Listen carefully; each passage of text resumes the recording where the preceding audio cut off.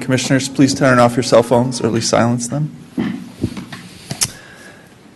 The first item after establishing a quorum is public comments not on the agenda, and I have one speaker, Mr. Wing.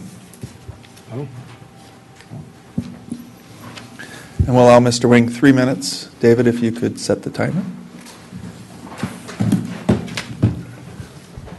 Set for everybody.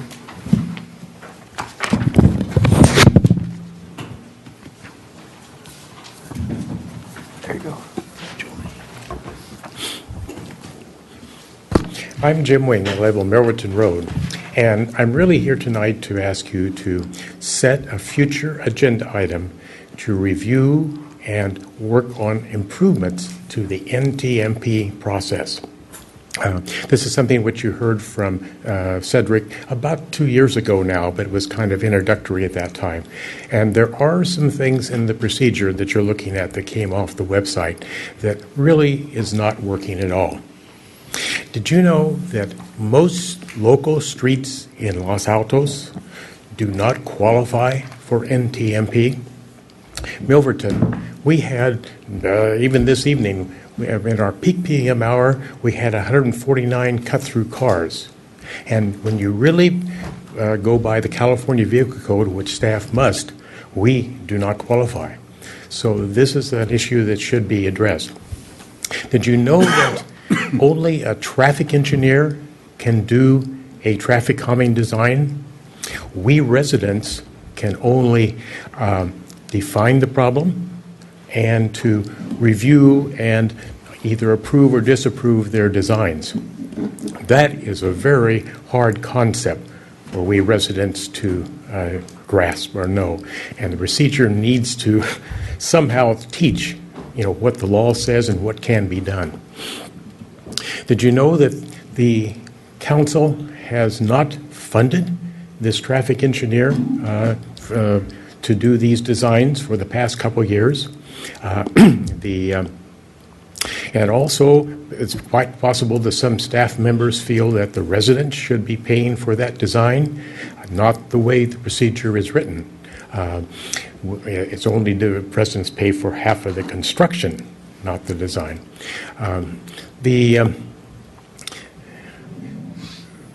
You know that in traffic calming design, we residents cannot merely do a design for our street and just shift it over to another local street. We can shift cars to a collector, to an arterial, but just not pass the buck down the road. The procedure really needs to be clear on that because a lot of neighbors, I don't care, just give it to them. And that's not the way things work anyway. So there are other things I could go into on that procedure, but it's time to take a look at it. The last approved version was 2005, and you can do this without bothering staff. Traffic Commission formed a subcommittee. They did drafts, staff reviewed it, and it basically took a lot of the burden of work off of staff, which is we have an overworked staff, and we should always try to do things to do that. So I would encourage you to set an agenda and be prepared to do some work. Thank you. Thanks, James. No questions. Next item is items for consideration action, which is the consent calendar. Did everybody have a chance to read the Planning and Transportation Commission minutes from last meeting? Do I have I don't see any corrections. Thank you. Thanks, Jake. Thank you. Do I have a motion? I move we approve the minutes from the April 2nd meeting. I'll second that. All those in favor? Aye. Any opposed? Mr. Bresnik is absent. It's Bresac. Bresac. Bresac. Thank you. Next item is the municipal code amendment to allow emergency shelters. David, are you doing it, or is Mr. Walgreen? I'm going to go ahead and do that. Walgren. Walgren. Bresac and Walgren. Yes, sir.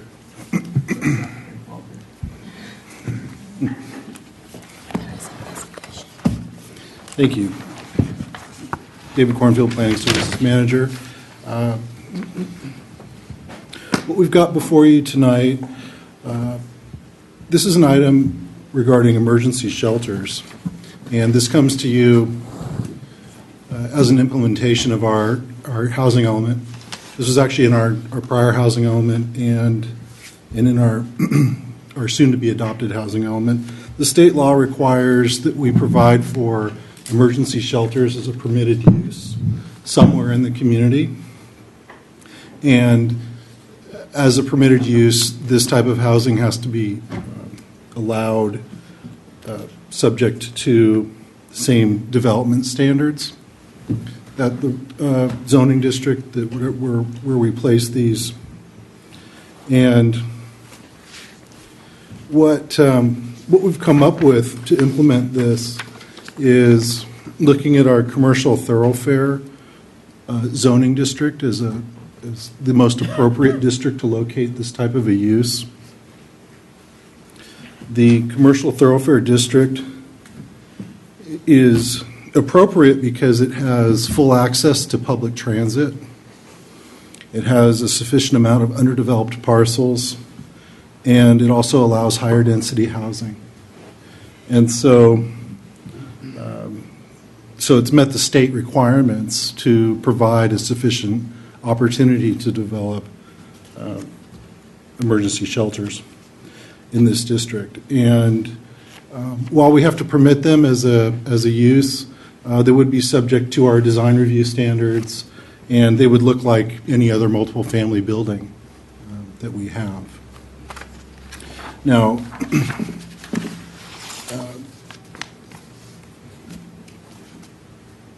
the emergency shelters, the ordinance that I've put together for your consideration would do three things. It defines it as a land use, as a housing with minimal supportive services for the homeless in accordance with the Health and Safety Code. It allows it as a permitted use within the commercial thoroughfare district, so it would be allowed by right. But again, the building would be subject to design review. And then we can create standards for this type of a land use, but rather than really dictate what is a very specialized design, I thought it would be the basic standard we should have would be parking. And so what I'm recommending after looking at reviewing a lot of different zoning codes for these types of uses, I think a standard of one parking space for every 4 beds, one parking space for bikes for every 5 beds, one parking space for every family room, and one parking space for every employee in such a facility would be a sufficient amount of parking for this type of a facility. And so that's the ordinance that we're presenting. And with that, I'd be happy to answer your questions. I have a question. This is more of a procedural question, David, but what is the difference between a conditional use and a permitted use? Permitted use is they have a right by law to that, and a conditional use is the city has to approve that particular. That's right. And it's subject to a conditional use permit. There's some discretion within meeting certain requirements of our code, and then we have to make certain special findings that it's an appropriate land use and desired by. I noticed the next item is the other thing. Yes, and I kept looking, and why are these two different? well, the state law requires that we allow emergency shelters as a permitted land use. Right. No, I And mean, so- after a while, I finally figured it out, but Yeah. it's a subtle difference, and they're just in two adjacent sections of the code. Right. Okay. So this is really, I mean, I read the staff report in its entirety. This is really just to comply with, Stay. is it a state mandate? Because it's, the chances of, even if we do zone it, the chances of Somebody- anyone buying that property and using it, I would give it 0. We would say So it's pretty unlikely as well. It's strictly procedural, that's all. It's Yeah. just to comply. Well, we have to provide the opportunity, and there could be cases where nonprofits or some other organizations have money, and, and, Or some and if there was a need for it in the community. Well, there is, have you ever seen the video on the bus that travels all night with homeless people, literally? And goes right through our community. I mean, so yes, if we had it, and I know I'm on the board of City Team Ministries, and we're looking at trying to do something, but you can't, there's no organization, no Well, profit that I'm can. not sure I believe that, Jerry. I talked to Joe Simidian last Sunday at the Mountain View Farmers Market, and he was saying that actually there are some people there are some nonprofits that are potentially going to contribute to helping pay for the trailer park in Palo Alto that is they're trying to close, and people are counties put up some money in the city of Palo I'm Alto. really glad to hear that. That's fantastic. So my point is that there are organizations around that potentially do have money for this kind of stuff. And the Well, idea is, I'm I think we are just, first, we have to provide that Well, opportunity. I it's think what that's he- what what it he's is. saying, it's a And mandate, then but if somebody comes along and Right. can support this, then at least they know where to. Then they go. know where they can. Where they can put it. Exactly, Right. And That's- particularly that's prior all to we're the doing. elimination of redevelopment agencies, other Bay Area cities were using RDA funds and teaming up with nonprofit housing organizations, for example, and building, housing, single-room occupancy projects, emergency shelter-type projects, near Los Altos. Now, I agree, they might not want to choose real estate on El Camino Real in Los Altos, but there were projects that were being financed within the region.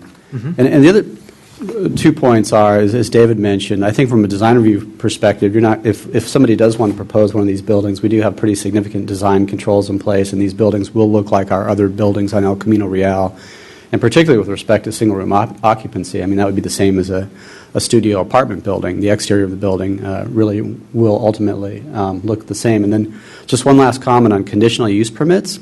A conditional use permit is not meant to be sort of an up or down, yes or no. A conditional use permit is meant to be, we've identified that these uses are allowed, but we may want to put additional conditions or restrictions on them.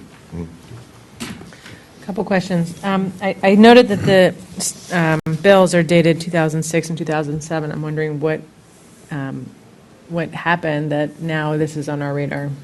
I mean, Well, this has been in the last housing element. It was a program, and we hadn't implemented it. And as a general plan program, it's something that we would implement if we needed to, and would hire, it would be in effect, even though it's not in the zoning code, because the general plan guides the zoning code. So, but this is something that the state now, as we're going into our new housing element, they are insisting that we actually adopt the ordinance. So we're implementing it now. And to that question, which is interesting because preparing this ordinance, we've had this as a policy in our general plan, I think, since as early as 1987. And the state has accepted that and accepted that and accepted that. And last cycle, they said, well, we'll accept it as a policy, but we do want the city to proceed with adopting an ordinance. And then this cycle, the state said, you haven't adopted that ordinance. We're not going to certify your housing element until you adopt that ordinance. So this kind of really pushed it to the forefront. Okay. The other question I have is about the parking requirement. It seemed a little onerous, the 1 in 4 beds. The presumption that every 4 beds you would need 1 car. And I was just thinking you could have 4 families and none of them would have a car, and that'd be 16 beds. It seems like a really high and unlikely It's requirement. one family room. The single beds aren't for families. But if you had a family of 4, they would take up 4 beds. and They would that- take up a family room. And the family room Would be requires separate. 1 car. Right.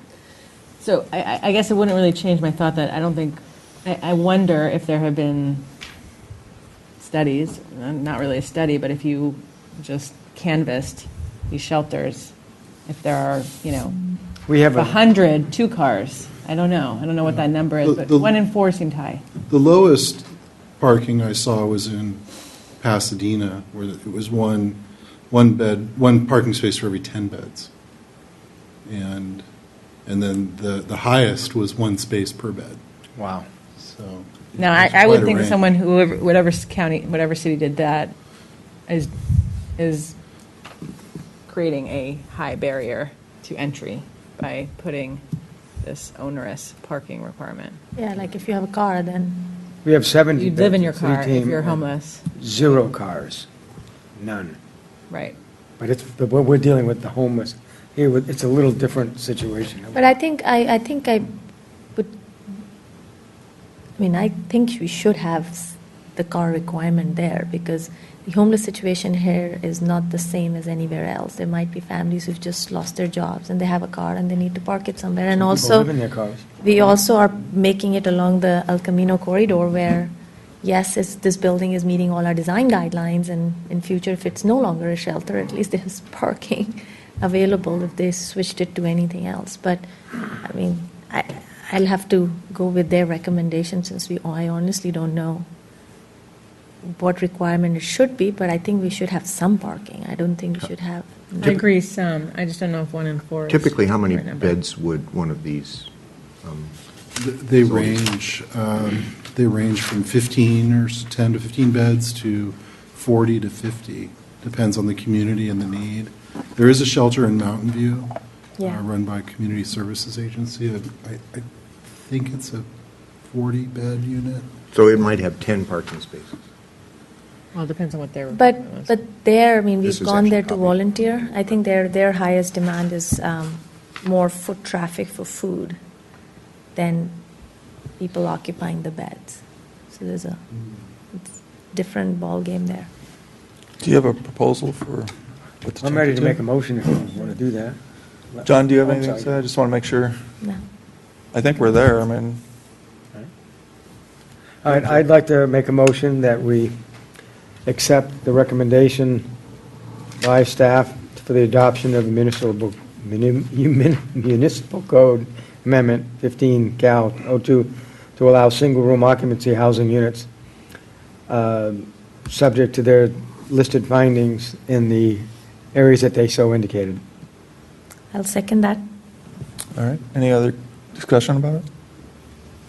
All those in favor? Aye. Any opposed? Motion passes 6. I'd sure like to see it.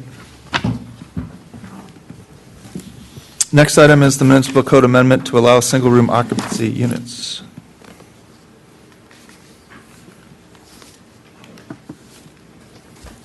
So this is a similar ordinance in that the state law requires us to provide for this type of a land use. And it's in conjunction with our requirement to allow supportive housing and also provide housing opportunities for all income categories. And the single-room occupancy land use type is similar to the emergency shelter. It can only be subject to the same zoning standards as the district that it's being put in. And also with the emergency shelter ordinance, this is a program in our housing element that we are implementing. And this is, I'm also looking at the CT district as the most appropriate district for this type of housing, with the same reasons as these shelters. Easy access to transit, high-density residential uses are allowed, there's a sufficient amount of parcels that are underdeveloped, and again, single-room occupancy units will look like any other type of housing when we're done with our design review process. Do we have any examples of this? We don't. I mean, does Mountain View? I don't believe they Mountain have. View they have a motel on, it looks like a motel on El Camino. It's near Frankie, Johnny, and Luigi's or something. Yeah, some hotels serve as it. I'm not aware of an actual single-room occupancy there. They're defined as a complex of units that are typically between 150 and 300 feet. They may or may not have kitchens and bathrooms, and if they don't, they tend to have common kitchens and bathrooms, maybe on each floor. Historically, they tend to have been hotels in more urban areas. And I'm proposing something here a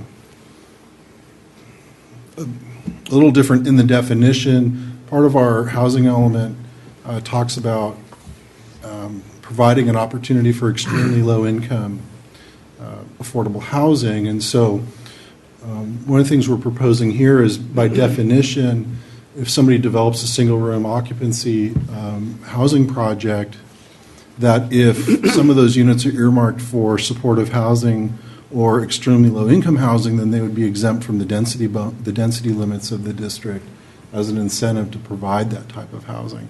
This district is limited to 38 units an acre, and so that would serve as an incentive. And then we're So what could the density go to? there would be no limit if the additional units of that type of housing would be on top of the permitted density. Is this generally for-profit or nonprofit that builds these things? Typically, it's a nonprofit. And then finally, single-room occupancy as a housing type is allowed now. Studio condominiums or apartments are essentially single-room occupancy units. But the state, because there is some connection to supportive housing, they want it called out as a specific land use and tied to supportive housing and extremely low-income housing in some ways. So I thought by definition, we could provide an incentive to provide that type of housing that wouldn't necessarily have to be that. And what we're proposing here is that it's a conditional use in that commercial thoroughfare district. So, just a quick question, just for my clarity. Single-room occupancy units are we're looking at more of the multifamily unit area rather than single-family Yes. locations. So it's different than what cities like Los Altos Hills or Woodside is encouraging in single-family homes to provide as a unit. So this is different than that. This would be something that would be along that corridor. It'll be just there that will be allowed, right? Okay. So in terms of the density question, many of our commercial districts don't have density caps currently. But what that would mean is if you had a project on El Camino and it was a mix of 2 and 1 bedroom and studio units, like the Ceres Regis project, and then it became a single-room occupancy project, it would look the same from the outside. You just have obviously more units, and the parking would accommodate the change in units. And then secondly, there is an example in Palo Alto of a single-room occupancy project. It's north of the Rancho Shopping Center on the 1st Street off of El Camino Real corridor, and you turn right, and it's 2 or 3 parcels It's in. right by the Palo Alto Medical Foundation. It is. And that's the Town and Country Shopping Center. No, that's, thanks, ours is, right. Yeah. It's a town. That's the Palo Alto Opportunity Center, I think. And that was a partnership between the city's RDA agency and a nonprofit group and another group, I think. Any other questions? One of the things I would like to just mention, I didn't, in terms of the ordinance, really just we're defining it as a use and then putting it into our conditional use category. We already have a parking standard. I just wanted to reiterate that for studios, 1.5 parking spaces per unit, and then we have a visitor parking space requirement of 1 space for every 4 units, and so we're covered in that way. Do I have a motion? I'll make a motion. Jerry, on a roll. Okay, I'm on a roll, okay. I'd like to make a motion that we approve the staff's adoption of Municipal Code Amendment 15 Cal 02 to allow single-room occupancy housing units subject to their listed findings in the areas that they suggested.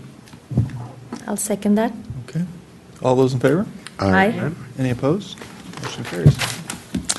Last item on the public hearing part is the negative declaration of environmental impact for the 2015-2023 housing element. David, yeah. Thank you. So our housing element, which you saw previously, to be adopted, we have to perform an environmental review on it. Since it's a general plan element, it's not exempt from review environmentally. Normally, a policy document like this, it has no direct environmental impacts. Housing projects that might follow might, and those would be subject to the environmental review. But since this is a general plan element, it is subject to it. So we did the initial study and found that there were really no significant effects from this housing policy. And so we're recommending that you adopt a negative declaration. Just as a matter of background, the City Council will be looking at adopting the housing element next month, and following the Council's initial review of it, we made the changes that they had asked for, and the state conditionally approved it with some administrative revisions that I've summarized in your staff report. And then I just wanted to summarize now that we are working on some of the administrative efforts as a result of that. We're preparing an RFP for an affordable housing administrator. We are considering a nexus study for commercial linkage fees for. What is that? I have a question mark on what is a commercial linkage fee? Well, the idea there is that the cities, if they wish, can adopt a fee for commercial development and residential development, for that matter, and to in commercial buildings, the fee would make up for a need of a project generating housing. So, in other words, if a commercial project is built, it generates employees. Those employees have a need for housing, and so, but the commercial project's not providing housing, so the city would charge a fee to make up for that, and then we would assemble those fees and do something with it. They're called commercial linkage? We called it commercial linkage fee, That's a new one. or a housing in lieu fee if it was a housing project, and instead of doing affordable housing, some cities like Mountain View and San Jose, for example, allow fees instead of providing affordable housing units. And so council said directed us to go ahead and look at joining a collaborative study. In order to adopt this kind of a fee, we have to have what's called a nexus study, where we look at what an appropriate fee would be given the type of development and in the community, and then from that, the council could decide whether that was an appropriate policy to adopt. And then finally, we're also looking at second living units and whether we should reduce the lot size for second living units as a way of promoting that housing type. Right now, second living units they're required to be on 15,000 square foot lots for a detached unit and 13,000 square foot lot for an attached unit to a main house. And so the thought there is if we reduce the lot size requirement, then we may get more of those units. So those are some of the administrative efforts we're going through in terms of implementing our housing element. But what we have tonight here, though, is we need to certify the negative declaration and forward that to the City Council. So we're asking that tonight. So David, the consideration for the lot size reduction for second living unit, would that be similar to what the other cities are doing, right? The question I had earlier. Second living unit is what, like if it's under 1,000 square feet, if it's attached, or it could be as a second living unit, and The second that living they're unit encouraging. is a form of affordable housing. Yeah. It doesn't have to be, but in Los Altos, that's how we designed it. And that's what they're encouraging in Los Altos Hills and other cities. Yes. Okay. And for the Los Altos Hills, for example, that's probably their single means to provide affordable. For Los Altos, it's just one of the programs that we implement. And the idea of reducing the lot size has been considered in the past, and it hasn't been accepted. But that would be something that would be looked at and presented to the Planning and Transportation Commission before it was recommended to the City Council. And then the linkage fee it's essentially an impact fee, and I wouldn't necessarily see the city giving up its inclusionary housing program, which gets housing units built for an in lieu sort of impact fee. So we will study that, and that will come back to the PTC.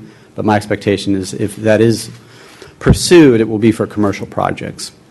But it still would not change, even if we did, depending on the study and it comes through, even if the lot size is reduced, the FAR and things is still going to be the same. Yeah, It's just that within that, you would allow, or if that happens, we'll allow Yeah, for the currently- second unit. But otherwise, our floor area ratio, nothing Right. changes. Everything still stays the same. Yeah, the issue is that on a 10,000 square foot lot, to have a detached second living unit, you have to have a larger lot than 10,000 I square thought it was feet. like an attached that you were, okay, got it. Yeah, attached has different standards. What is the lot size standard? That's 13,000 for 13,000. attached. For attached. If it's attached to the main house, and then for a detached, It's more. It's 15,000. 15,000. So those would be the two standards we'd be looking at. They We have already, to over the years. yeah. David? They have a bigger, I had another question for David. yeah, but they have such, because, I mean, they've been encouraging every development going in that if we can add a second living unit, and we've been adding for all our clients. So that's why I was kind of wondering what we're doing. So this is similar to that. So David, in looking through the document, there sprinkled throughout the document are a bunch of changes that are in red. And in some of the tables, there are numbers as to what different types of housing units that are predicted to be built in the 2016 to 2023 timeframe. You know what I'm talking about? Yes, table 1. So, where did you get the numbers for this? Like, some of the numbers looked a little weird, and then they were crossed out, and then other numbers that looked a little more reasonable were put in. So where did those numbers come from? What this is we did a strikeout underline track changes from Oh. the element that that the council had approved, and then what this is showing are the modifications we made to administrative changes we made to get the state's approval. And so here in the table, what we did was we, in the case of multifamily units where we said we were going to get 268 lower income units across the whole range, what we did was we broke that down and said, for example, we might get 15 extremely low, 126 low, 127 low. And so we just went through the table and provided what we thought were realistic expectations based. Right. So I kind of understand that. It's just, where did those numbers come from? Well, we work backwards from our regional housing need assignment. We have to provide 477 housing units this next housing cycle, a number of which have to be affordable housing units. And so from there, and from looking at the opportunity sites in the city, we extrapolated what we might receive, what we Okay. might get. So the reason there's weird numbers, like in Table 1, there's the number 268 multifamily units. That might have been like 8, and then 26, and then 15 or something. Is that what that means? 268 was the total of the Oh. extremely low, very low, and low. And originally, we had just said, as an aggregate, we're going to get 268 of that type, those three types. And No, but then it was changed to 15. right. It looks to me like it went from the number 268 to the number 15. Yes. It and just seems like a rather large change, like a factor of 20. Yeah. Yeah. And what you're not seeing is the, and I'm sorry I didn't show the table like this, but the original 268 was for all three, extremely low, low, and very low. Okay. Together. It was all I one. got kind of nervous when I saw these numbers, like someone thinks we're going to build 268 multifamily units, and so I got worried when I saw that. but it turns out it was just an arithmetic issue. Right, we were putting numbers in the table. Okay, thank you. Any other questions? I have none. Is there a motion? I can. Jerry's on a roll. Okay, you want to go for it? All right, I'll just, Do I get paid extra for this? You're going to double my salary? Double your salary. Okay, I would like to make a motion that we adopt staff's adoption of a negative declaration of environmental impact for the 2015 through 2023 housing elements per the background information that was provided us. I will second that. Any other conversation? All those in favor? Aye. All opposed? Motion carries 6-0. Next is discussion about the findings and conditions. I brought treats. Good. Dark chocolate? Yay. Those are the finding It's the conditions. only bag I could find in the office, so it's. Are these findings or conditions? You find the conditions in the back. Happy day. Ooh. Yeah, and those cookies are new. I steal all this from the HR department because Oh, they really? put on all those sexual harassment, they do all those training things. And they always have Well, fun let's candies and I'm cookies. taking one of each. My department doesn't have them, but. So what you're saying is you're a cookie thief? Yeah, that's kind of what I'm saying. Okay, so what I am going to do is kind of briefly go through a presentation that I just recently did at the League Planning Academy this last March. And I can go through it really quickly, or I can,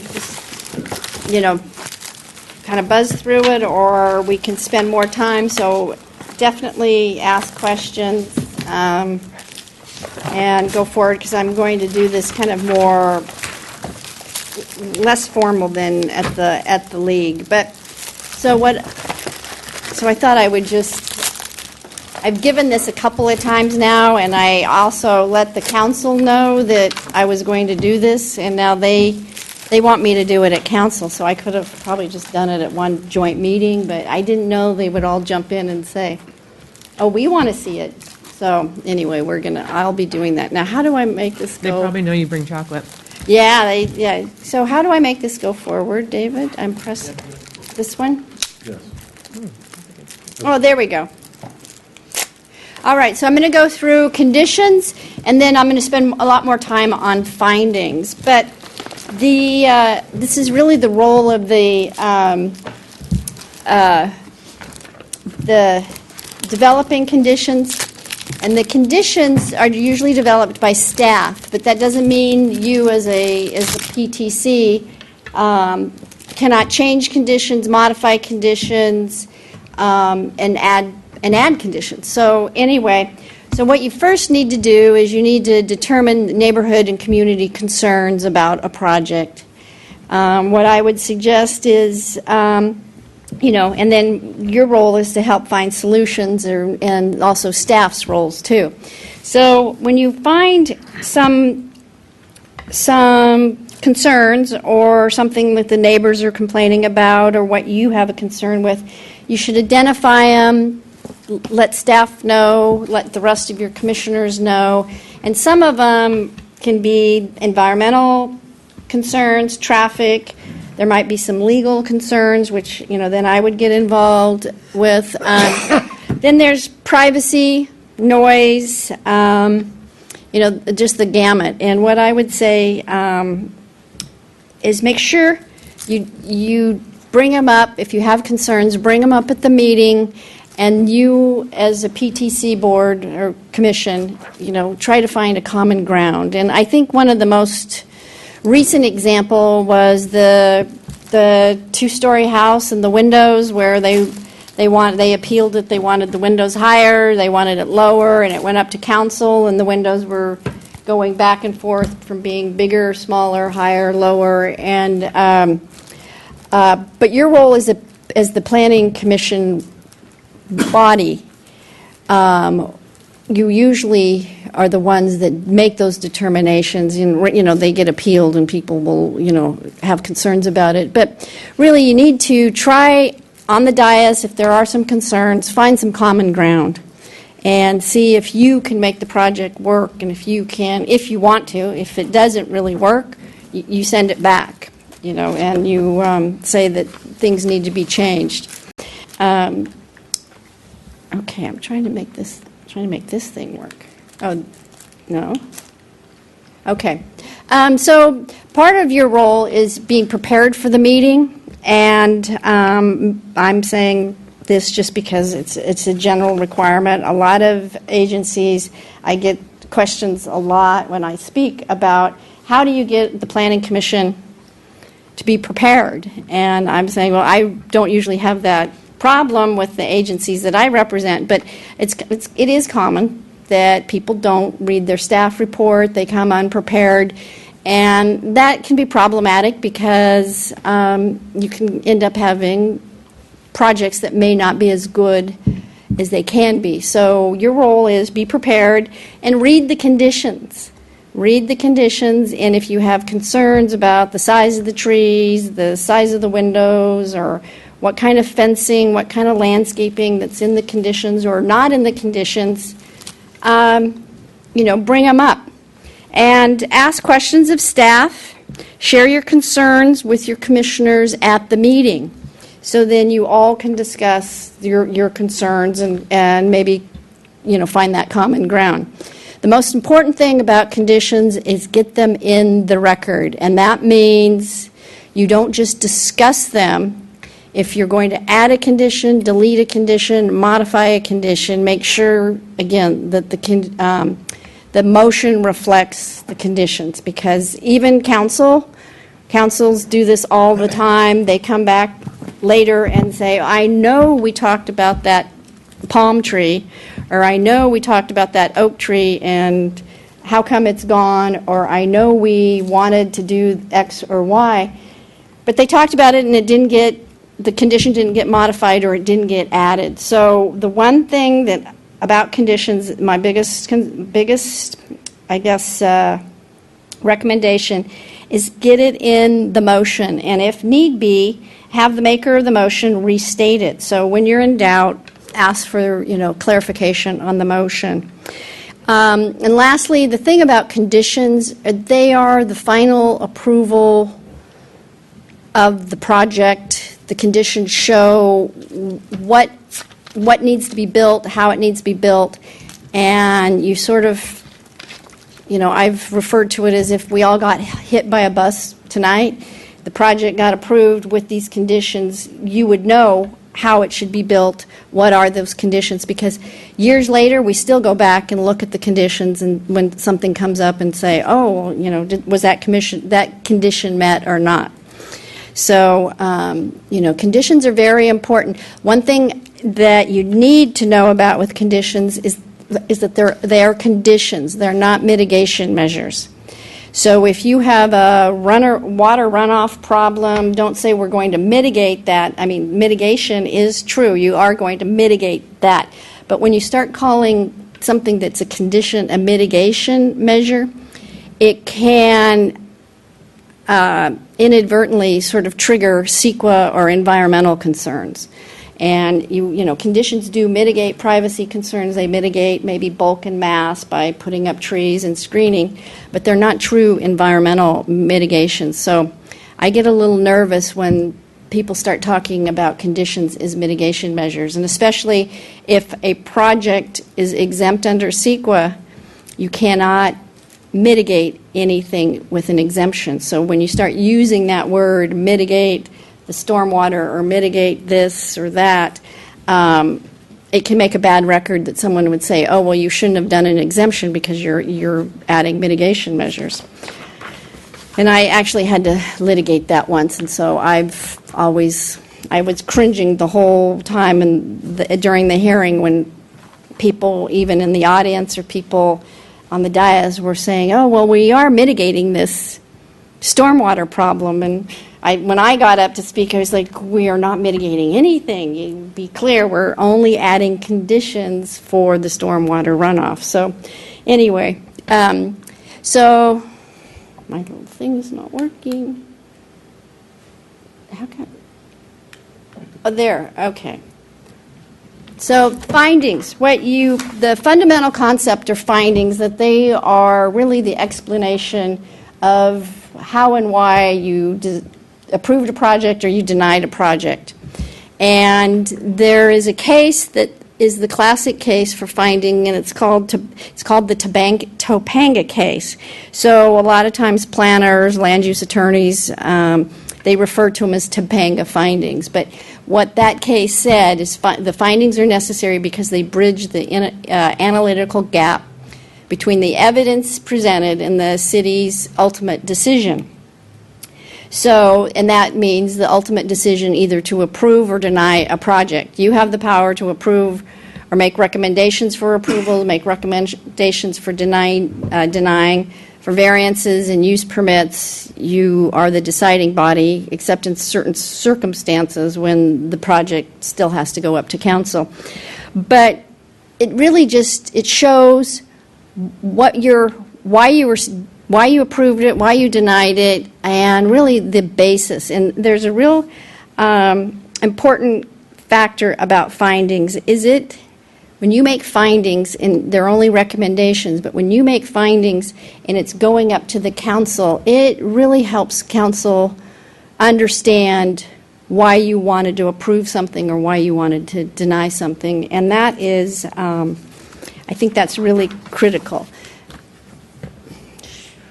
What was the Topanga decision? It was the Topanga decision. Oh, it was from 1974. It's the one that established that findings are necessary, and if they're not adequate, then the agency's decision can be overturned.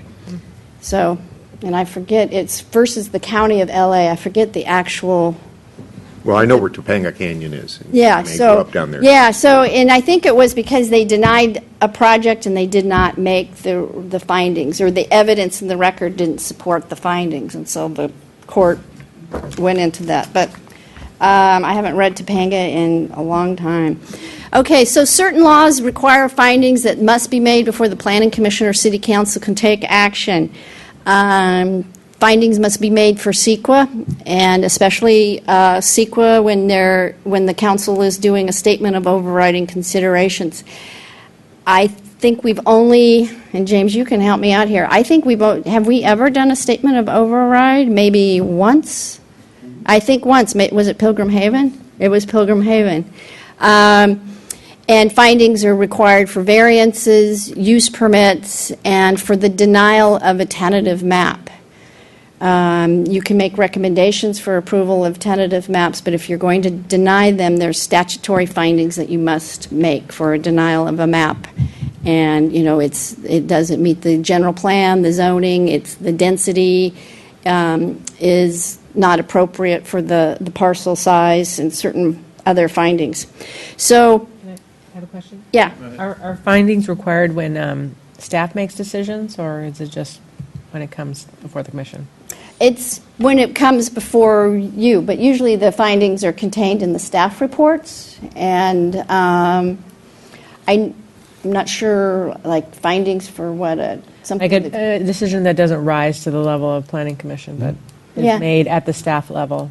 Yeah, they should have a reason. There should be something in their reasoning for approving or denying something, unless it's totally ministerial, like a building permit or something like that. But if let's say, I know staff can approve or deny some tree removal permits, and before they deny a tree removal permit, when they send out that letter saying the permit's denied, or when they don't issue the permit, they give the reasons, like the tree's healthy, it's not dying, or they say that they can remove the tree, and they say based on the arborist report. So they do that. I don't know how formal they are, but James, the letters do say why. So, We make yeah. findings for administrative decisions that rise to an actual application process, a tree removal permit, administrative design review.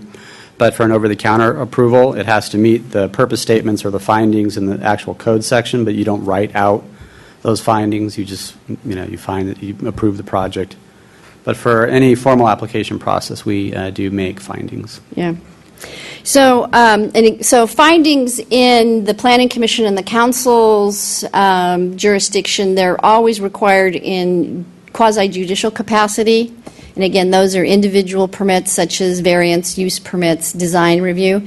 And quasi-judicial is when you're weighing and balancing evidence and you're really acting more like a judge and saying, it meets the design guidelines, it doesn't meet the design guidelines. Findings are also required for certain legislative decisions such as approval of general plan and zoning. But there are big differences between those findings and quasi-judicial findings.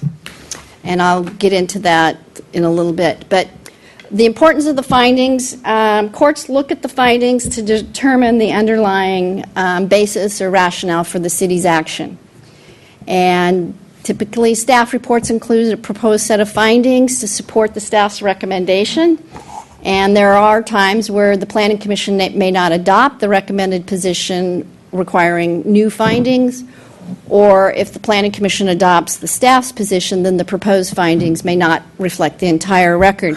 So if the planning staff is recommending approval and you're going to recommend denial to the council, then you need to make sure that you have evidence and findings in the record to support your decision, especially since you now have evidence that says this is a good project, we recommend that you approve it.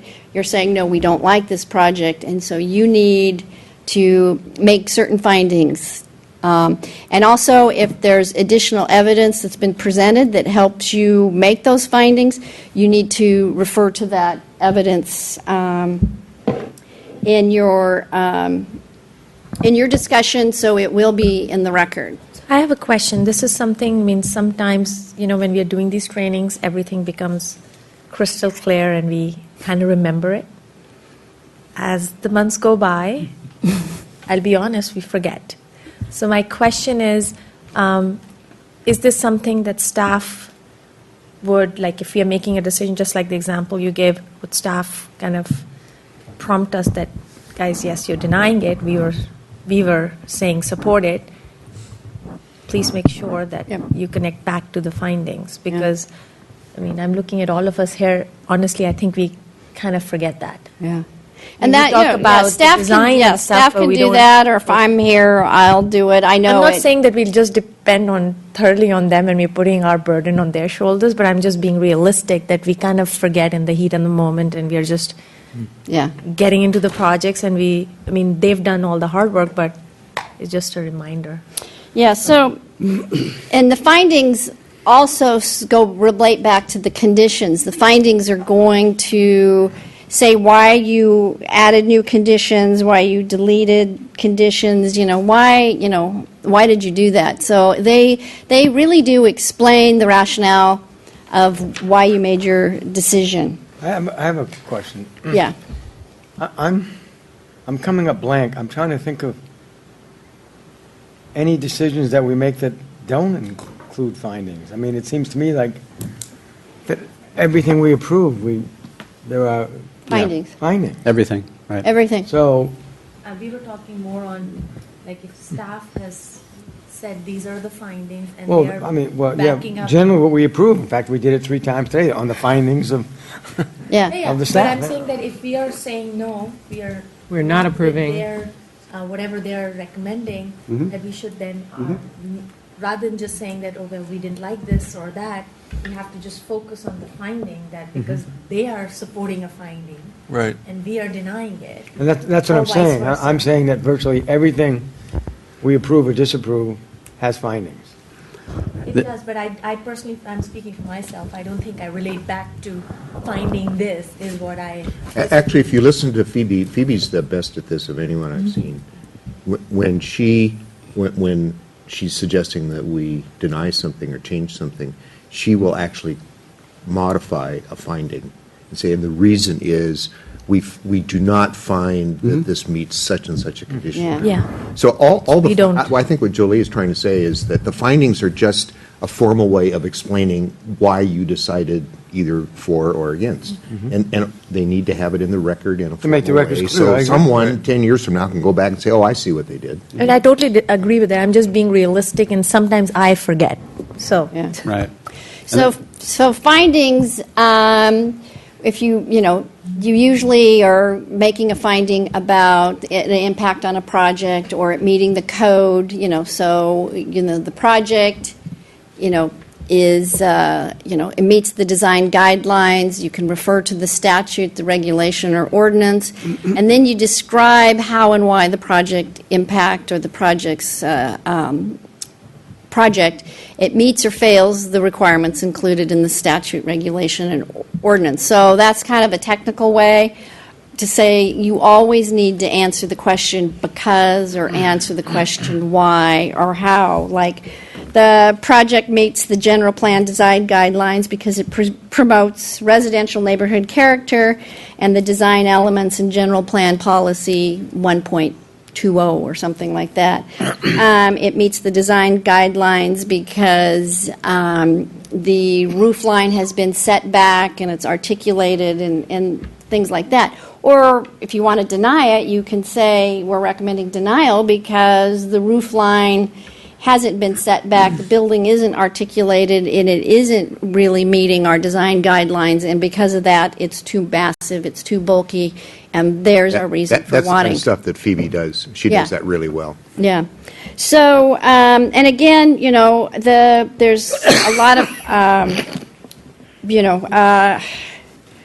I have to remind the council at times too with findings, especially if they're going to add conditions or change conditions or make a finding to approve something that there's been a recommendation for a denial or on an appeal. Why you're granting the appeal or denying the appeal, that you need to say that. So courts are more deferential to legislative actions because they involve policy choices. And legislative actions are general plan amendments, zoning changes, and they just need to promote the health, safety, and welfare.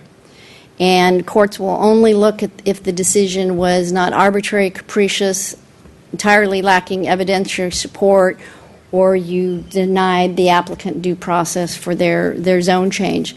So those findings are very, very deferential. You don't have to say it meets the health, safety, and welfare because of this or that. You can just say it meets the zoning required for this zone change. I'm going to get into then quasi-judicial. Those are scrutinized more by the courts because you're acting more like a court than a legislative body. They examine to see if there's substantial evidence to support your decision. And there are individual cases where the courts will apply a stricter standard. And I skipped one. I can't find it now. I thought I had. Well, I don't know where it is now. That one you hadn't showed us. Yeah, I showed you that one. That's the answer. yeah. Because and why. Oh, sorry, yeah, sorry. Anyway, I wanted to let you know that in the quasi-judicial, when they look if there was substantial evidence in the record, that is everything in the record. That's your testimony, neighborhood testimony. It's the staff report. It's the PowerPoint. It's the letters submitted. Anything that's before you when you make that decision. And so, if what the court will look at is there any evidence in the record that is going to support your decision? And that's very deferential to the cities. A lot of times you have conflicting evidence, but if you can show in the record that there is evidence to support your decision, the courts will usually defer to the local agency. And then there's times where the courts will apply a stricter standard, and those are usually First Amendment issues for, signs, use permits for signs. You have to be careful of free speech. a use permit for an adult business. You've got other higher level of First Amendment. So you need to make very good findings if you're going to be denying something that has this overlay of First Amendment. So the one thing that I will get into a little bit is, when you make findings, you need to be very careful about what you say in the record. And I have been in front of agencies where the Planning Commission denied Cold Stone Creamery a use permit when they were coming in for a use permit to replace the Swenson's ice cream place. No, this is true.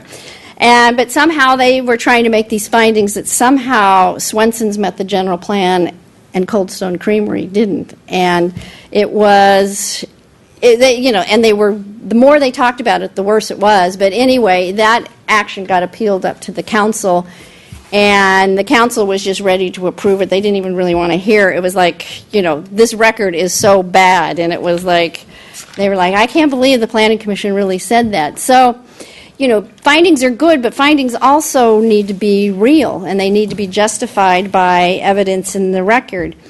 The other thing that you'll get into trouble with on findings are with use permits and variances. In use permits, they run with the land, they don't run with the applicant. It's not a personal permit for the applicant.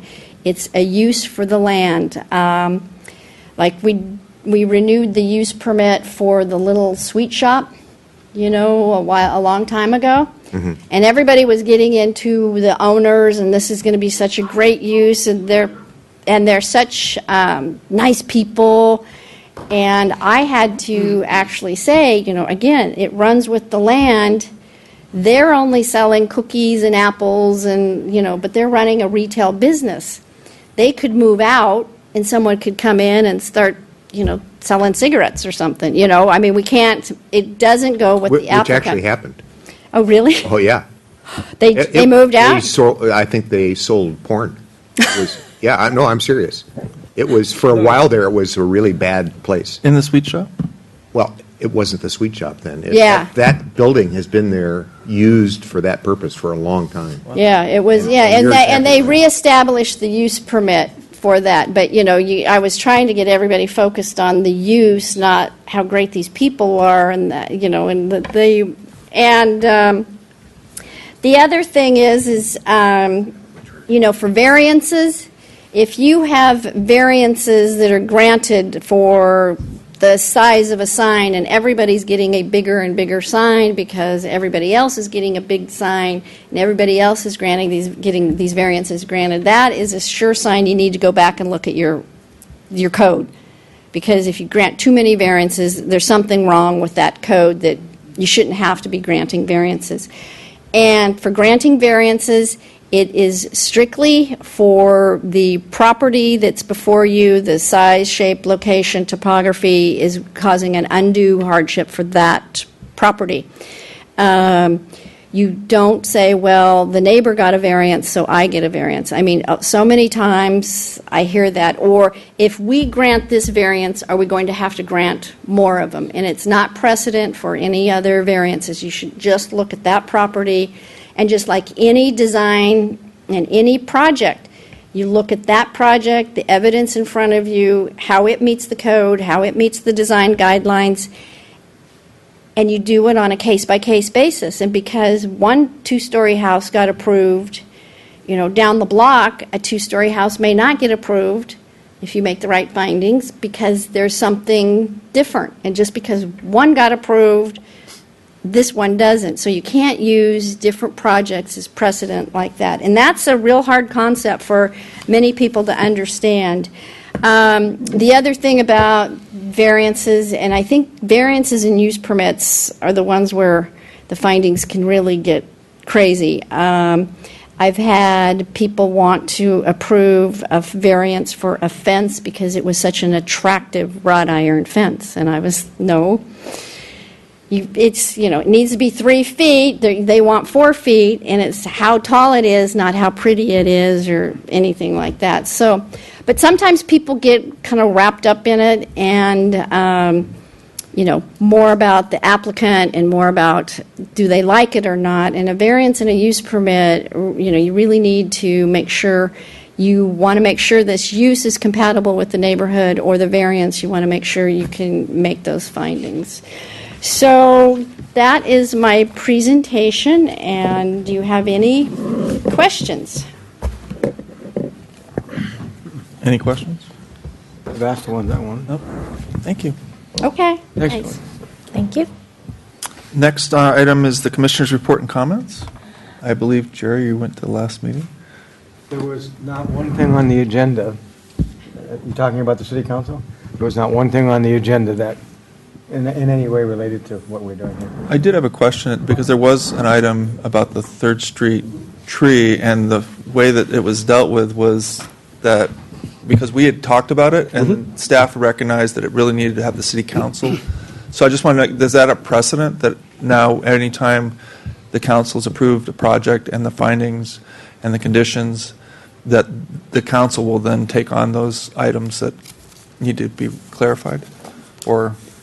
No, I don't think it established a precedent. I think when that was first brought to the commission, the condition had been drafted in a certain way, and then after researching the tape and listening to it, and it's exactly what Jolie was just referring to, there was a discussion that took place that wasn't clearly identified in the motion, but the discussion was that the original condition was the tree was to be retained unless it was damaged, and then the director had the authority to issue the administrative permit. Yeah, with replacement tree. Right, with replacement tree, and the building was designed to accommodate a large replacement tree. And then we took that to bring it to the commission, which I have the discretion to do, but the council actually went further. Their condition was retain the tree, period.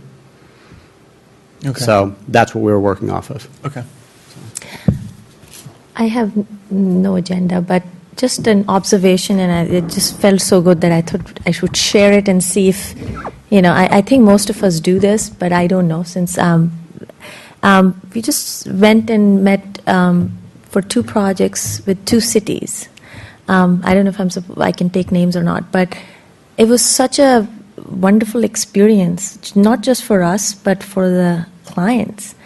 All the planning commissioners, all the city council members literally went out of their way to make time to meet, which I'll be honest, sometimes, we get calls and I try and meet everybody, but sometimes it just doesn't work out because sometimes we need to have the staff there, and I can't get my schedule and their schedule working. But it was just, for me, it was a learning experience, because I figured, if you're feeling, it made us feel really good, because one of the cities is Los Gatos, it's a very difficult project, but they all were so easily accessible. I think maybe that's the word, that everybody met. Everybody, of course, were not giving their opinions, but they shared enough of their concerns or feedbacks or whatever. But it was really, I thought it was really nice. And we had the same experience with City of Sunnyvale, even though they have so much happening. So I just thought I'll bring it back as fellow commissioners. I kind of learned from it that I should make sure I get. Being on the other side of the fence. It just feels good when somebody's coming in. I mean, we haven't done a commercial project there before, and it was just, it's a good feeling. I mean, I think about the number of requests we have, they're pretty small. It seems Yeah, compared to unreasonable Sunnyvale. not to meet with someone. I mean, I meet, but I just feel like the way they handled the phone calls and everything was just make you feel like, and overall, everybody was so sweet. That's the only word. So I just thought I'll bring it in. It just felt good because it gave a good impression for the city, I think. Anything on this side? I do have one item, or 2 items that I want to just make sure. We heard today from James Wang about the NTMP improvements. Is that something we want to consider for a future agenda item? I think If we so, should. we need 3 people to say yes. So I have just a question on that. Isn't it kind of similar to what we've already told engineering to come back to us with what they're working on and what they're thinking about? Should we wait to see what they'll be presenting to us before we make this as an agenda item? I don't know. I'm just curious. He lives in the same neighborhood as the people that will do it. Yeah, your mic's on, by the way. Yeah. I don't know that engineering is looking at revamping the NTMP program itself. I don't think they are. We can look into that, Okay. and/or we can present that as a discussion item. I think it should Then be a I'm okay. discussion item. I think James Wing is a very thoughtful guy who, when he brings something up, it's usually, he's thought about it, he's pretty careful and thorough, and I think he made some good points. I can support it. Yep. I can too. Okay, I see enough note, so I don't know if we need a motion, but can we include that a future agenda item to talk about, to look at the NTMP findings conditions? The other thing I wanted to bring up, and I brought this up at the last meeting, but I want to make I don't think I expressed myself clearly, and that is the Loyola Bridge project, and it's going to be completed at the end of 2015. That's the plan, and my concern is that that the traffic in 2016 might impact, and if we don't put anything in the CIP, it won't be till the end of 2016, to the beginning of 2017, when staff will have budget to deal with that. And my question is, Deal should with we what? deal with the traffic circulation Impact. of Loyola and the impact of the new bridge? So what I was recommending is that we put in the CIP, or ask to have in the CIP, is money set aside for the beginning of 2016 to look at a traffic survey of some sort. Does that make sense? Well, I mean, what are you thinking the impact's going to be when the bridge is changed?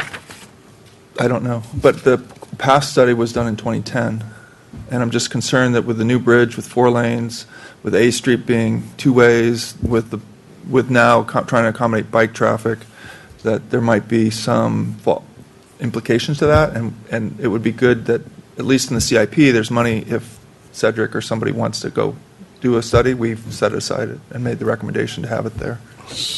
I can support that. So the study would be done based on what factors?